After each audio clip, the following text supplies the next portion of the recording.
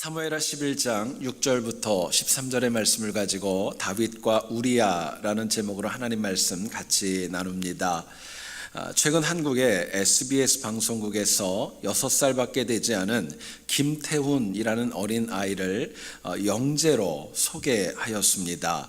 이 아이는 불과 5살의 나이에 영국 출신의 세계적인 팝스타이죠. 비틀즈, 그 음악을 듣고 5살의 마음을 빼앗겼던 거예요. 그리고 이제는 어른들보다 더 비틀즈에 관해서 너무너무 많이 알고 거의 박사 수준에 이르렀다고 해서 영재로 뽑히게 되었던 것입니다. 지금은 이 아이가 불과 6살밖에 되지 않았는데요. 아이의 취미가 있습니다. 일어나자마자 제일 먼저 하는 것이 비틀즈의 음악을 튼다고 합니다. 그리고 그 가사, 영어로 된 가사를 종이에다가 적어본다고 그래요. 불과 몇 달 전만 하더라도 영어 단어 몇 개만 알던 그 아이가 이제는 비틀즈가 노래했던 전곡의 노래를 직접 받아서 쓸 수 있고 또 해석까지 할 정도로 영어도 굉장히 탁월하게 발전했다고 합니다. 어떤 교육학자가 이 아이를 만나보고 영어하는 그 장문을 보니까 6살짜리밖에 되지 않았는데 한국의 고등학교 수준에 이를 정도로 굉장히 많이 탁월하다라고 평가를 했습니다.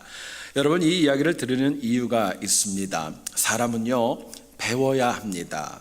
또 사람은 배우면 충분히 더 잘할 수 있고 충분히 더 성장할 수 있습니다.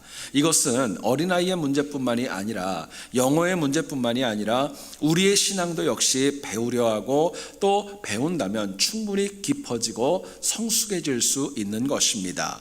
문제는 우리가 하나님에 관하여 배울 수 있지만 안 배우려고 합니다. 그리고 또 실제로 배우지 않기 때문에 우리가 매일 다람쥐에 쳇바퀴 도는 신앙생활을 할 때가 많은 것입니다. 여러분, 분명히 잊지 말아야 될 것은 내가 신앙생활을 하면서 하나님에 관하여 말씀에 관하여 배우는 영혼에게는 하나님이 주시는 분명한 특권이 있기 때문에 그렇습니다. 오늘 본문을 보면 다윗이 자신의 욕정으로 밧세바를 범합니다. 그리고 생각지 않게 이 밧세바라는 여인이 임신을 했다는 소식을 알려오지요. 다윗은 그래도 정신을 차리지 못하고 어떻게 하면 자신의 죄를 가릴 수 있을까 여기에 골몰하게 됩니다. 심지어는 출정에서 전쟁터에 있었던 그 남편이었던 우리아를 불러들여가지고 자기의 죄를 은폐하려는 모습까지도 보여줍니다. 여러분, 오늘 본문의 내용을 가만히 한번 읽어보세요. 다윗은 너무너무 치졸하게 그지없고 이에 반해서 우리아라고 하는 영혼은 너무나도 충직하고 신실한 모습을 저희들에게 보여줍니다. 여러분, 우리아는 오늘 본문을 보면 영문도 제대로 모르고 예루살렘으로 불려왔습니다. 그래도 자신의 어떤 이익과 자신의 욕망을 채우지 않았고 더 나라와 또 자기의 상관을 생각하는 성수감이 있었던 것입니다. 성경에 오늘 이 두 정말 우리아와 다윗의 이야기를 정말 저희들에게 자세하게 기술하는 내용이 있습니다. 두 영혼을 통해서 오늘 우리가 배워야 될 하나님의 메시지가 있기 때문에 그렇습니다. 여러분, 하나님께서 우리가 이 땅을 살아갈 때 때로는 악한 것을 보게 합니다. 이유가 있다면요, 그거 반대로 배우라는 것입니다. 우리가 때로는 살면서 선하고 신실한 것을 보게 됩니다. 그대로 보고 배우라는 것입니다. 지혜로운 영혼의 특징은 악과 선을 통해서도 둘 다 배울 수 있지만 어리석은 영혼의 경우에는 선을 통해서도 못 배우고 악을 통해서도 못 배우고 결국 넘어질 수밖에 없다는 것이 영적인 이치입니다. 오늘 본문에서 무려 3,500년 전의 이야기입니다. 왜 하나님이 이 이야기를 성경에 정말 기록해 놓으셨고 오늘 우리에게 이것을 들려주는가? 이를 통해 우리가 분명히 배워야 될 하나님의 메시지가 있다는 것이죠. 본문을 통해 우리가 다윗과 우리아를 통해서 과연 무엇을 배우고 무엇을 배우지 않을까? 주님 주시는 메시지 같이 한번 나누어 보기를 원합니다. 첫 번째로 우리가 생각할 것은요, 우리는 다윗의 표리부동한 모습을 배우지 말아야 됩니다. 다윗은 오늘 본문을 보면 철저하게 표리부동했다는 겁니다. 다윗은 바세바의 임신 소식을 듣게 됩니다. 그리고 자기의 부장이었던 요압이라는 영혼을 통하여서 우리아를 집으로 예루살렘으로 불러 올립니다.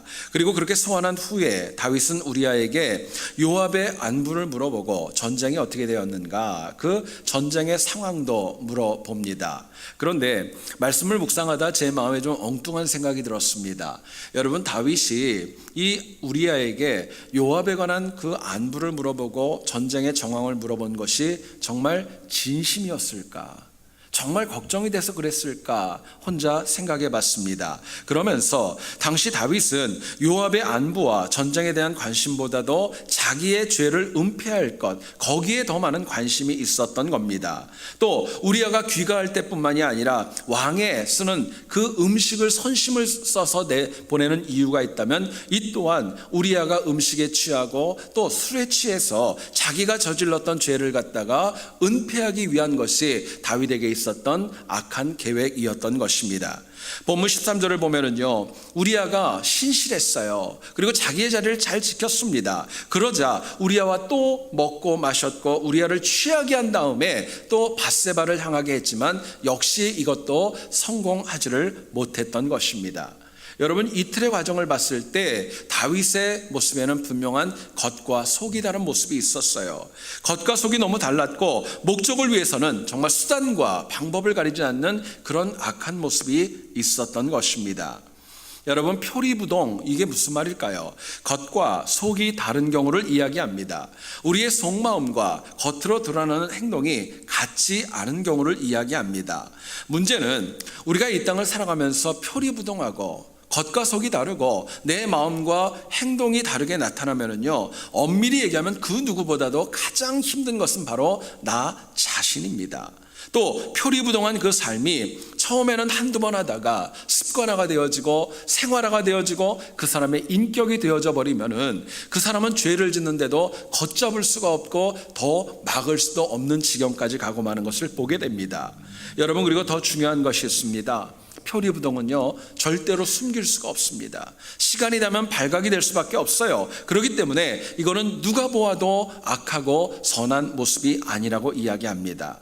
여러분, 오늘 본문에서 표리부동했던 영혼은 다른 영혼이 아닙니다.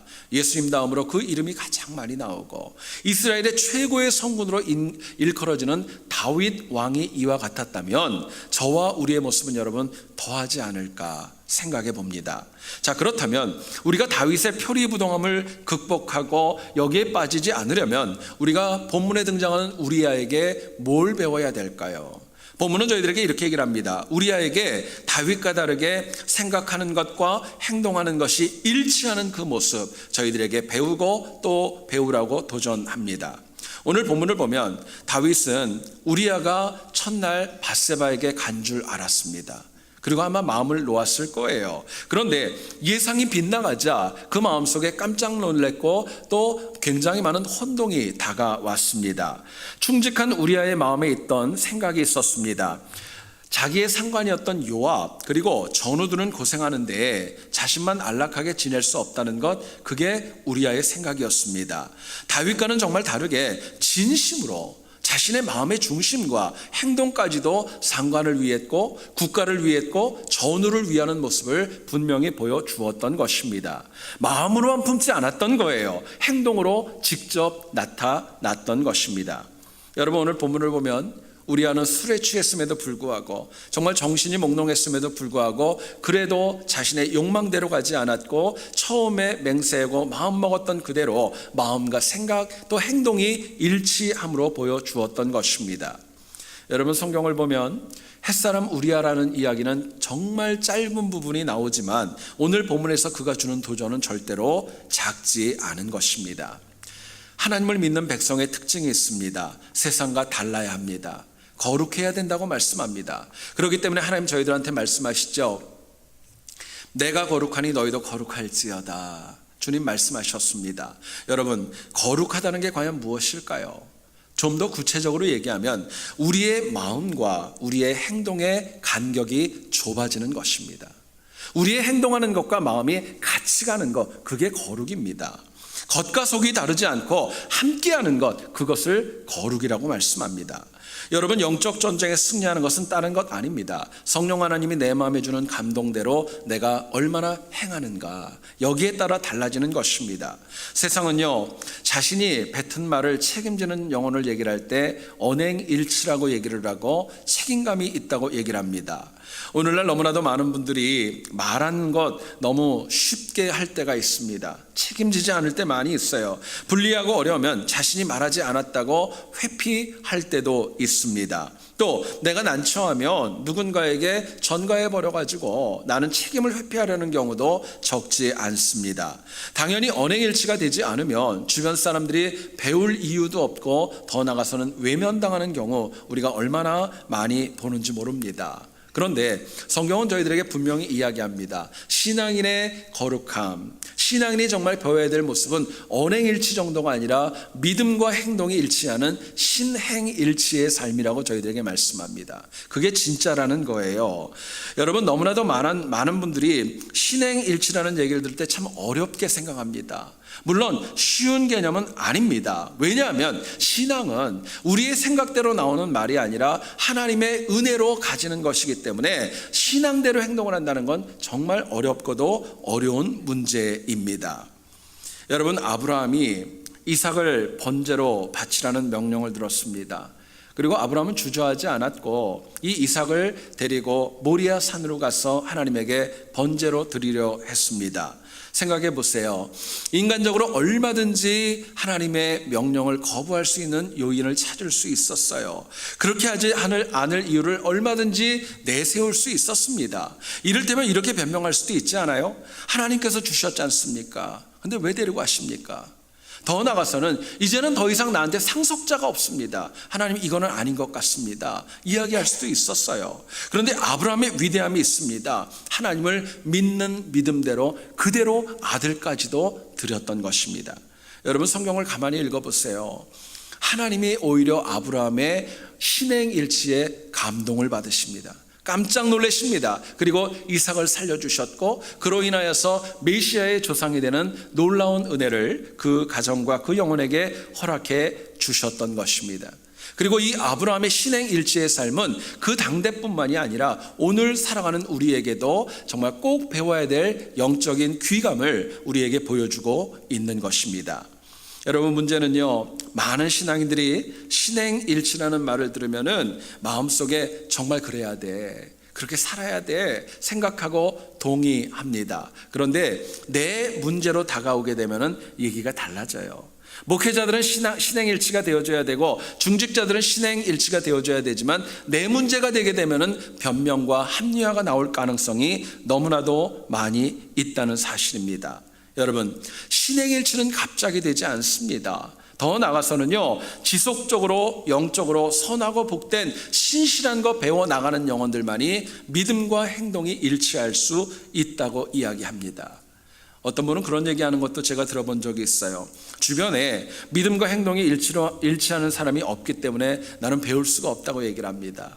여러분, 근데 중요한 것은 그게 변명이 아니라 내가 신행일치로 살아가려고 하면은요, 거기에 맞는 사람을 하나님이 붙여주시는 것입니다.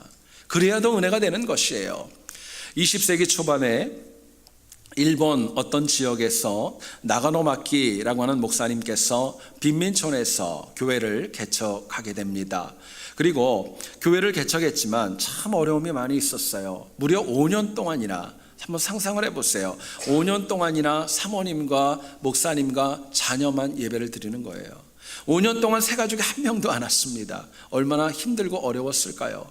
그러한 가운데 어느 날 한 젊은 청년이 와서 그 가족과 함께 예배를 드렸습니다.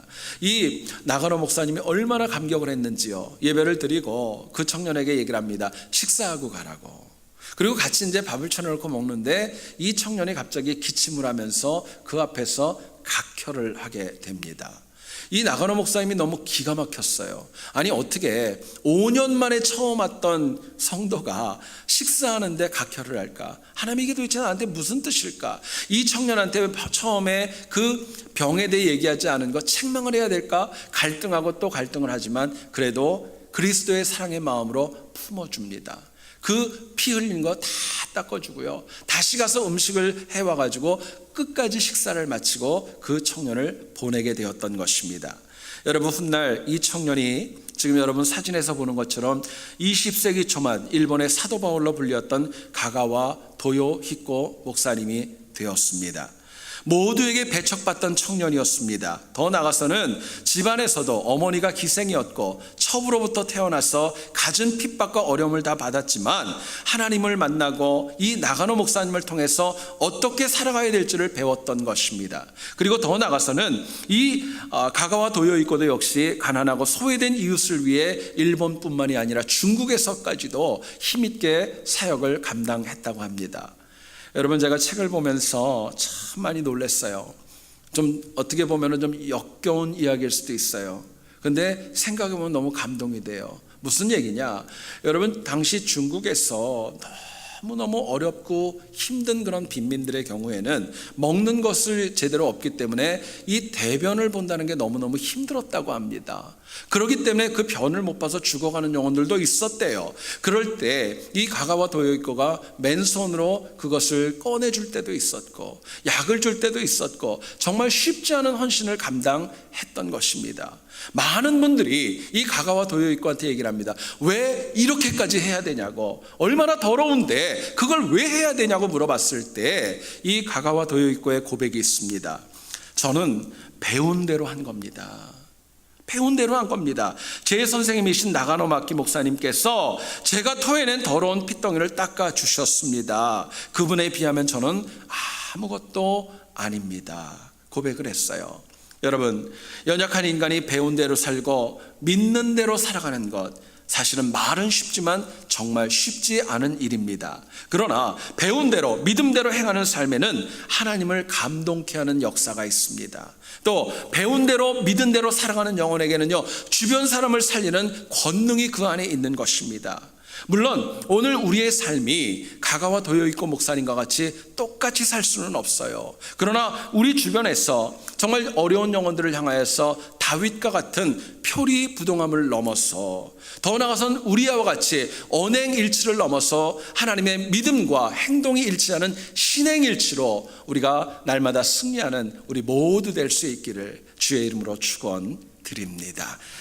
두 번째로 생각할 것은요, 우리가 다윗처럼 눈앞만 바라보고 살아가는 모습은 배우지 말아야 됩니다. 눈앞만 바라보는 거, 그건 아니라는 거예요. 본문을 보면 다윗이 우리아를 굉장히 환대합니다. 그리고 그렇게 했던 이유는 딱 하나뿐이었습니다. 우리아가 전쟁터에 있다가 집으로 돌아오면은 본능과 또 상식에 따라 밧세바와 동침해서 자기의 죄를 덮기만을 간절히 바랬던 것, 그게 큰 이유 중에 하나였습니다. 그렇기 때문에 다윗은 어쩌면 진실보다도, 정말 마음에 있는 중심보다도 형식적으로 왜 그렇게 됐느냐 묻기도 하였고, 또 우리아와 많은 시간까지도 보냅니다. 왕의 음식도 보내게 됩니다. 더 나아가서는 그 영혼이 행하는 모든 일에 큰 관심을 가져요. 한번 생각해 보세요. 여러분, 우리아는 이스라엘의 군대 가운데 사령관급이 아닙니다. 대장급이 아니었어요. 어떻게 보면 정말 부장 정도로 크게 출세한 그런 군인이 아니었음에도 불구하고 그 영혼을 환대하면은 분명한 목적이 있었던 것입니다. 여러분, 다윗의 목적은 딴 거 아니었어요. 다른 것 아무것도 안 보이고 지금 자신이 저질러 놓은 범죄, 눈앞에 있는 그 죄를 가리려는 생각으로 양심도 내려놓고 또 그 관례도 내려놓고 율법까지도 외면하고 결국 영적으로 넘어지는 모습을 보여주었던 것입니다. 여러분, 다윗과 같은 영적인 거장도, 다윗과 같이 언제나 하나님과 동행하는 그 영혼도 눈앞만 보면은요, 이처럼 패망할 수밖에 없는 것이 인간의 한계인 것입니다. 그런데 사람은 누구나가 다 잘 알고 있어요. 멀리 봐야 된다는 거 알아요. 깊이 봐야 된다는 것도 알아요. 넓게 봐야 된다는 것도 알지만 우리가 죄에 빠질 때 내 자신만 바라보면은 눈앞만 보고 살아가는 내 자신을 깨닫지 못할 때도 얼마나 많이 있는지 모릅니다. 나는 안 그런다고 생각했는데 지금 내 삶이 눈앞만 바라보고 살아가는 거예요. 여러분, 그렇기 때문에 내가 눈앞만 바라보면 내 주변에 고통당하는 영혼들, 교회가 어렵든지 말든지 전혀 상관하지 않고 그냥 내 길만 가는 것입니다. 여러분, 기독교인이 하나님의 은혜를 받은 특권이 있습니다. 눈앞만 보는 것이 아니라 영원함을 바라보고 살아가는 존재가 기독교인입니다. 그게 하나님의 백성입니다. 만일 우리의 삶이 매번 눈앞에 있는 것만 보고 일희일비한다면 사실 우리는 불신자와 크게 다르지 않음을 잊지 말아야 될 것입니다. 자, 그렇다면 우리가 다윗처럼 눈앞만 바라보는 것을 극복하려면 과연 우리가 우리아에게 무엇을 배워야 될까? 오늘 본문은 저희들에게 이렇게 얘기를 합니다. 우리가 우리아처럼 눈앞이 아니라 전체 좀 더 넓게 보는 시각을 가지고 살아가는 지혜가 저희들에게 필요한 것입니다. 여러분, 우리아는 갑자기 요압을 통해 다윗의 부름을 받았습니다. 영문도 모르고 부르니까 명령에 순종해서 예루살렘으로 올라왔지만 그 마음에 있던 것은 사실은 가정도 아니었고 전쟁터였습니다. 그 마음속에는 자기 아내가 다윗의 아이를 가졌다는 것 상상이나 했겠어요? 정말 꿈에도 모를 정도로 끔찍한 일이 벌어졌지만 전혀 몰랐던 겁니다. 여러분, 우리아도 정말 그 밧세바 자신의 아내가 왜 안 보고 싶었겠어요? 사적인 안락함 왜 원하지 않았겠습니까? 그럼에도 불구하고 오늘 본문을 보면 이 우리아의 마음에는요, 가까운 자기의 눈앞에 어떤 즐거움과 가정이 아니라 멀리 국가를, 전쟁을 바라봤고 상관이 없던 요압을 바라봤고 그곳에서 피 흘려 죽어가는 전장의 동료들을 바라보는 넓은 시각을 가지고 있었던 것입니다. 여러분, 그렇기 때문에 11절 내용을 보세요. 우리아는요, 아내와 동침하고 먹고 마시는 것을 하지 않겠다, 맹세까지 할 정도로 자신의 마음이 정해져 있었고 더 넓은 것을 바라보는 시각을 유지했던 것입니다.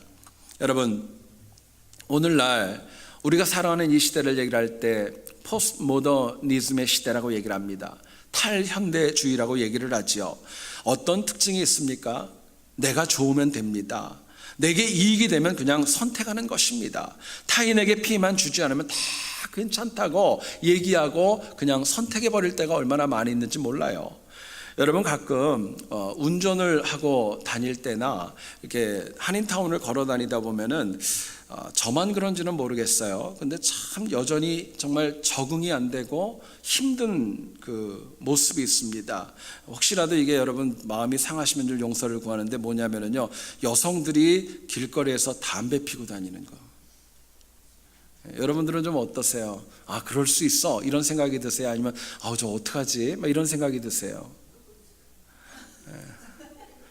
참 여러분 쉽지 않아요. 그렇다고 왜 그러느냐 말할 사실 용기는 없습니다. 그런데 참 눈살이 찌푸려지고 쉽지는 않아요. 그분들은 아마 얘기할 겁니다. 내가 좋고 내가 괜찮은데 누가 뭐라고 하느냐, 아랑곳하지 않을 겁니다.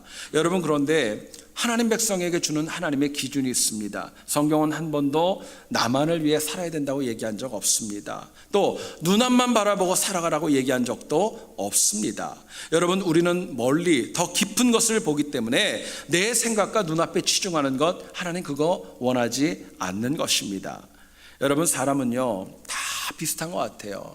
나한테 큰 손해가 없으면 우리는 좀 멀리 보는 것 같고 전체를 생각하는 것 같지만 내 이익에 딱 맞닥뜨려지면은요, 눈앞만 볼 때가 참 많이 있어요. 뿐만 아니라 내가 좀 시험이 들고 내가 좀 상처가 되고 내가 어려움이 겪게 되면은요, 역시 전체를 보기보다는 내 앞가림과 내 앞만 볼 때가 적지 않은 것입니다. 근데 여러분 꼭 잊지 마세요. 전체를 바라보고 넓게 바라보고 깊고 높게 바라봐야 될 이유가 있다면요, 그것은 바로 나를 위함이기 때문에 그렇습니다. 그게 나를 위하는 거예요. 전체를 바라보고 하나님 나라를 바라봄으로 인하여 받는 구원과 이 땅의 복은 내가 누릴 수 있는 하나님의 은혜이기 때문에 그렇습니다. 여러분, 다니엘이 만일 눈앞만 보았다면요, 사자굴에 들어가도록 그렇게 기도했을까요? 그러지 않았을 겁니다. 다니엘의 세 친구가 역시 눈앞만 봤다면 느부갓네살이 만들어 놓은 신상 앞에 왜 절하지 않았겠어요? 했겠죠. 요셉이 눈앞만 보았다면 본능이 이끄는 대로 또 불평과 원망으로 변명과 핑계로 인하여서 아마 그 인생은 망가지고 말았을지도 모르겠습니다. 그런데 이들의 시각은요, 눈앞만 보지 않았어요. 멀리 봤습니다. 깊게 봤어요. 또 높이 봤고 하나님의 나라를 보았기 때문에 오늘 우리에게 배워야 될 많은 영적인 도전을 주고 있는 것입니다.